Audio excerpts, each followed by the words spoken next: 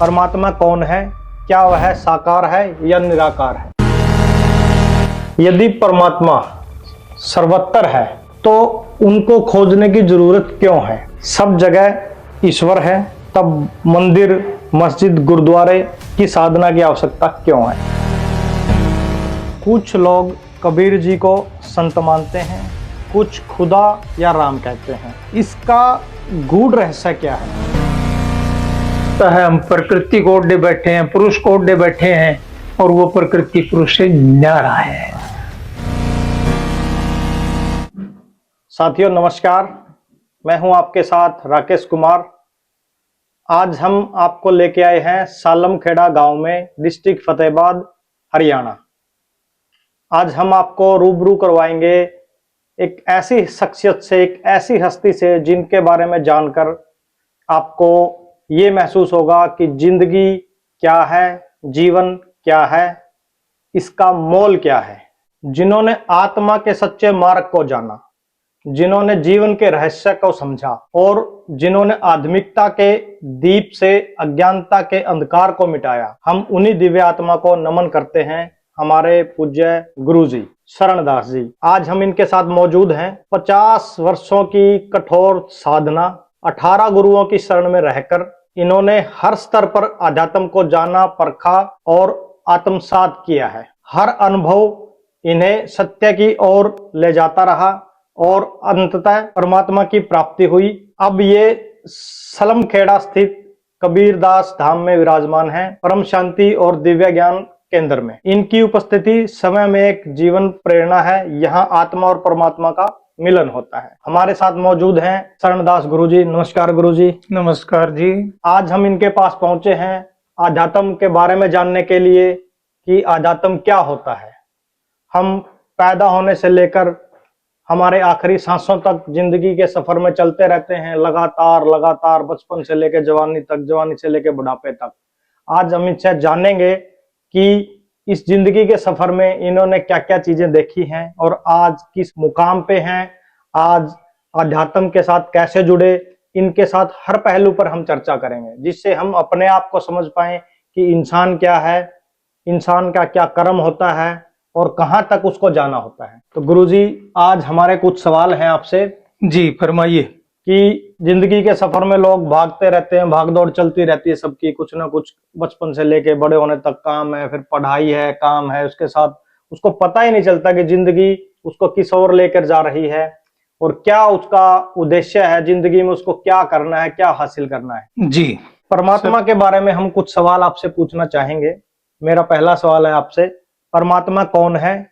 क्या वह साकार है या निराकार है? जी, आपने सबसे पहले परमात्मा जिसको पाना सबसे अंतिम काम है, जो सबसे दुर्लभ काम है, जिसके लिए बड़ी लंबी चौड़ी साधना करनी पड़ती है, जिसमें जीवन को पूर्ण रूपेण बदलना होता है, जिसके अंदर सभी कुछ सांसारिक विषयों से हटना होता है, बड़े त्याग वैराग की आवश्यकता पड़ती है और मैं मिट जाऊं तू रह जाए की अवस्था को पाना होता है। ऐसे दुर्लभ कठिन काम को करने के लिए लंबी चौड़ी साधना करनी पड़ती है। पहले तो आदमी परमात्मा को जानने की बजाय ये जाने कि मैं कौन हूं, मैं क्यों आया, किसने भेजा, किस अवस्था में हूं, क्या मैं यहीं बने रहना चाहता हूं या मेरा उद्देश्य कुछ और है, क्या मैं परमात्मा को जानना चाहता हूं या मेरी ऊपरी तौर पे ये एक मतलब सिर्फ थोड़ी सी चाहत है कि मैं परमात्मा को जान जाऊं। लेकिन परमात्मा को जानने के लिए जो अपेक्षा है, उस अपेक्षा पे खरा उतरना बहुत कठिन काम है। जैसे कबीर साहब कहते हैं, लाखों मध्य है नहीं, कोटि मध्य एक।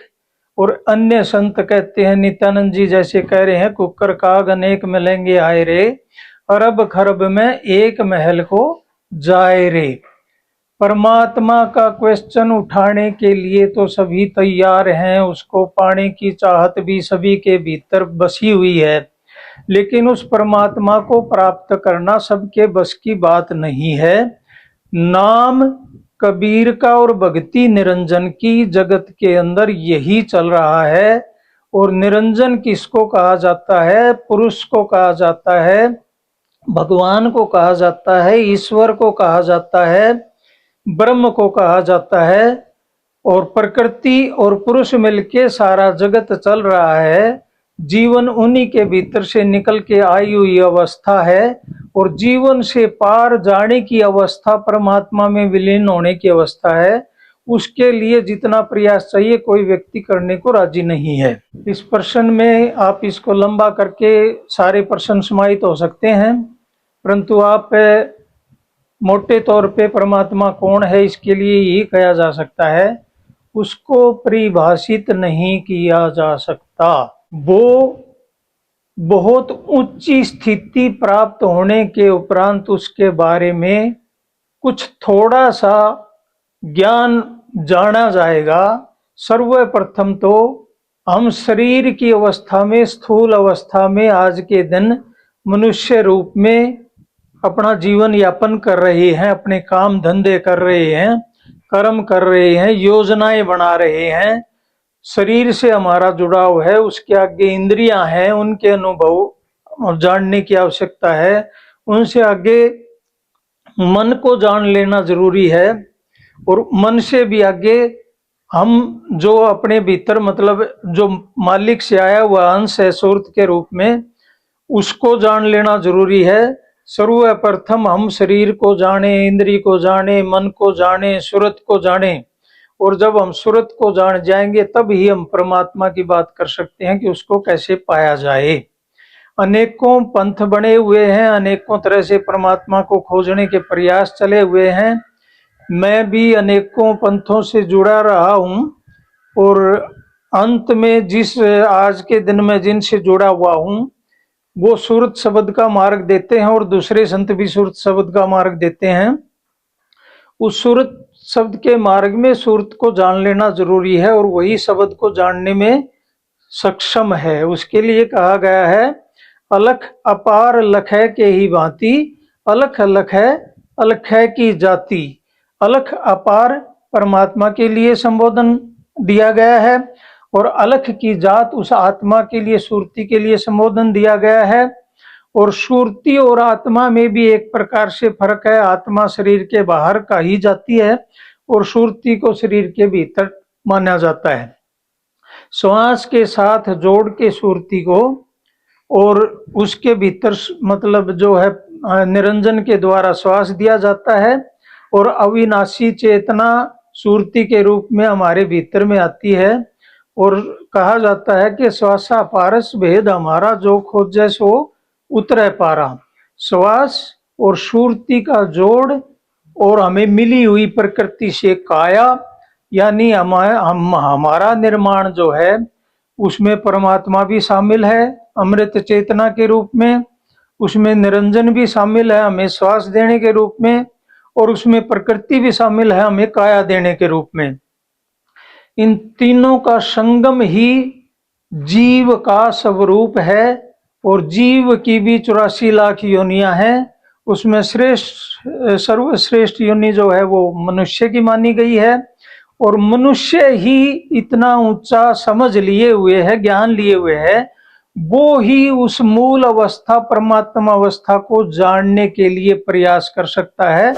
उसको जान भी सकता है, उसको पा भी सकता है, उसमें विलीन भी हो सकता है, अपना वजूद मिटा भी सकता है। वो इसीलिए कहा गया है कि हे मालिक तू मुझे अपने में समाहित कर ले, मेरा मौजूदा स्वरूप मनुष्य के रूप में जो तूने दिया हुआ है उसके अंदर मैं कितनी ही ऊंचाई प्राप्त कर लूं फिर भी मैं दुखी हूं। क्योंकि तन धर सुखिया कोई न देखा, जो देखा सो दुखिया। उदय अस्त की बात कहत हूं सबका किया विवेका।